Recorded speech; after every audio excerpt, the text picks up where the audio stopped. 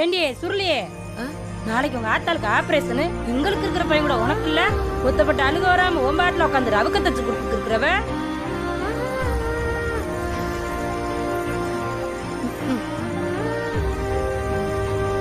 அவன் நகையை குடுறின்னு கேட்டு என்னை அடிக்கிறப்ப நீங்கெல்லாம் கொடுத்துக்கணும் அப்படின்ட்டீங்க.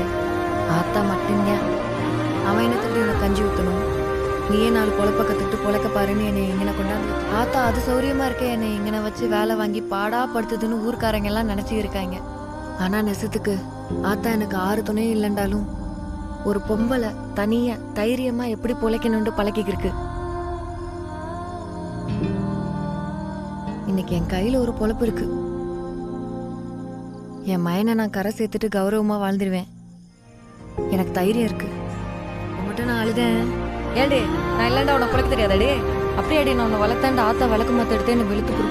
உங்களுக்கு ஒன்று தெரியுமா, கல்யாணத்துக்கு நாள் வரைக்கும் ஆத்தா என்னை யாருக்கும் தெரியாம பள்ளியோடத்துக்கு கூட்டு போய் கூட்டியாந்துச்சு. டீச்சர் அம்மா கூட கேட்டுச்சு, பரிசு போயப்படல என்னத்தை கூட்டியாருங்கன்னு. அதுக்கு ஆத்தா சொல்லிச்சு, ஏதோ 2 எழுத்து சேர்த்து கத்துக்கிட்டா, ஒரு 4 கணக்கு புதுசா போட கத்துக்கிட்டான்டா, என்னைக்காவது கை கொடுக்கும்ல அப்படின்ட்டுச்சு. அது சொல்லுது, என் மயங்க மட்டும் விட்டாங்கண்டா என் மருமகளுக்கும் கூட்டியாருவேன் பள்ளியோடத்துக்கு கண்டுச்சு.